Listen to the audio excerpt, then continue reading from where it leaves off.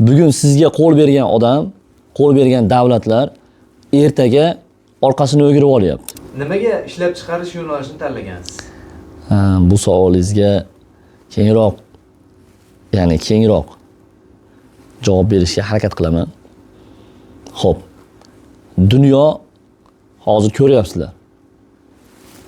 Global dunyo shiddat bilan o'zgarib boryapti.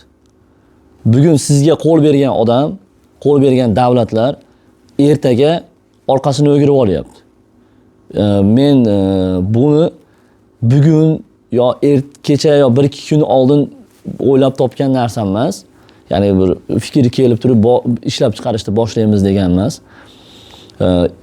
Ya'ni o'sha tahsil olib yurgan davrlarimda akademiyada, ya'ni Belarusiyada biz har xil millatlar bilan o'qiganmiz. Ya'ni birovni ko'rib fikr qil, birovni ko'rib zikr qil degan o'zbekda gaplar bor. Ya'ni Belarusiyani 10 millionga yaqin aholisi bor, lekin chorva ancha jadallab ketgan. Nimaga biz qila olmaymiz?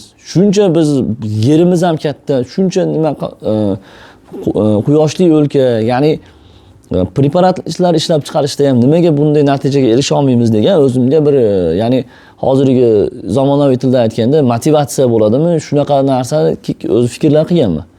Va bunda chuqurroq o'rganishni boshladim.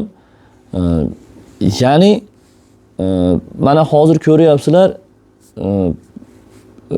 ishlab chiqarishda ham yaxshi niyatini qilganmizki, imkon qadar qo'limizdan kelgancha atrofimizdagi odamlarni chetga migrant bo'lib chiqib ketmasin. Ya'ni qo'limizdan kelgancha biz hech narsaga qarshiligimiz yo'q, lekin o'zimizni qo'limizdan kelgancha va boshqa sohalarga ham ishlab chiqaruvchilarda ham inshaalloh shu niyat deb o'ylayman. Va O'zbekiston nomini har sohada, har xil sohada o'zini tanitgisi keladi. Biz shu sohada, ya'ni ota kasb bo'lganligi uchun ham qanday yana ham yuksaklarda hammaga tanita olmayman degan nimada fikrda shuni boshlaganmiz. Ya'ni qiziq, buni ichiga kirib borganmiz. Ya'ni sifatli mahsulotlar, sifatli xomashyolar izlanib, ya'ni sifatli xomashyolar izlanishda ham ancha biz qiyinchiliklarga duch kelib bu yo'nalishni tanlab, xudo xolasa mana hozir ko'ryapsizlar. Yevropa ya'ni nima uchun rivojlanib ketgan? Ya o'zini mahalliy ishlab chiqarishini qo'llab-quvvatlagan, o'zi mahalliy ishlab chiqarishni o'zi uchun chetdan kelishini ko'proq chetdan kelishini taqiqlagan yoki taqiqlamasa ham o'zi avtomatik tarzda narxlarda chetdan kelgan dorilarni bitta o'zimiz sohada aytsak, chetdan kelgan dorilarni raqobatiga dosh bergan. Va boshqa mamlakatlar ham xuddi shunday hozir.